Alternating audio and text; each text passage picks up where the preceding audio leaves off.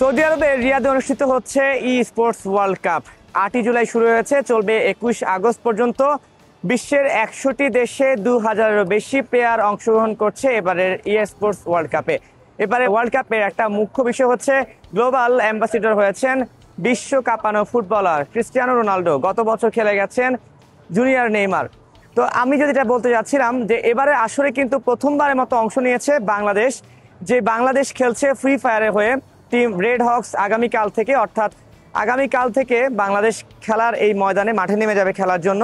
বাংলাদেশের প্রতিপক্ষ 17টা টিম যারা বিশ্বের বিভিন্ন দেশ থেকে এসেছে। শুধু যে ফ্রি ফায়ার হচ্ছে তা কিন্তু না, পাবজি, কল অফ ডিউটি সহ আরো অনেকগুলো ইভেন্ট আছে, অর্থাৎ 24টি খেলা আছে এখানে। 24টি খেলাতে কিন্তু 2000-এরও বেশি প্লেয়াররা অংশগ্রহণ করছে যারা বিশ্বের বিভিন্ন দেশ থেকে এসেছে। প্রাইজ মানি হিসেবে রাখা হয়েছে 8,700 কোটি টাকা।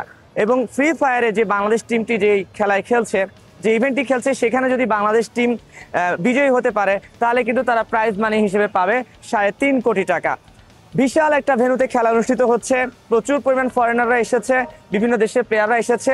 তবে এখানে যে ব্যাপারটা হচ্ছে সেখানে হচ্ছে যে তাপমাত্রা কিন্তু খুবই বেশি। আমি এখন যে জায়গায় দাঁড়িয়ে আছি এই জায়গায় কিন্তু এই মুহূর্তে তাপমাত্রা হচ্ছে প্রায় 47 ডিগ্রি সেলসিয়াস। তাহলে বুঝতে পারছেন কেমন তাপমাত্রা এখানে। তাই বেশিরভাগ মানুষই বলতে গেলে ভেন্যুর ভেতরে অবস্থান করছে। আর একটা ব্যাপার হচ্ছে যে প্লেয়ারদের নিরাপত্তার জন্য ব্যবস্থা গ্রহণ করা হয়েছে। বাংলাদেশের প্লেয়াররা কিন্তু ইতিমধ্যে রিয়াদে এসে পৌঁছে গেছেন, তারা হোটেলে অবস্থান করছেন। কিছুক্ষণ পর আমরা জেনেছি যে আজ তারা এসে ভেন্যু দেখে যাবেন। কালকে বিকাল 4টায় হচ্ছে বাংলাদেশের খেলাগুলো অনুষ্ঠিত হবে। তো ই স্পোর্টস ওয়ার্ল্ড কাপের সব যদি বলতে চাই, আমার কাছে এই ছিল তথ্য।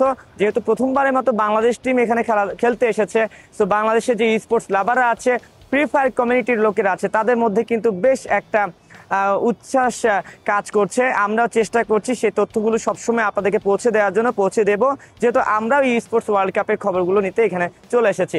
তো সৌদি আরবের রিয়াদে বলভার সিটি থেকে আমার কাছে এই ছিল ই স্পোর্টস ওয়ার্ল্ড কাপের আজকে সর্বশেষ তথ্যগুলো।